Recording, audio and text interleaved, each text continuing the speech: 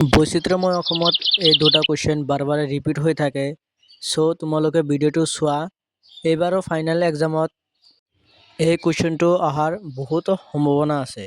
চ' তোমালোকে ভিডিঅ'টো চোৱা। যদি ভিডিঅ'টো ভাল লাগে ভিডিঅ'টোত এটা লাইক আৰু ভিডিঅ'টো ছাবস্ক্ৰাইব কৰি থাকিবা।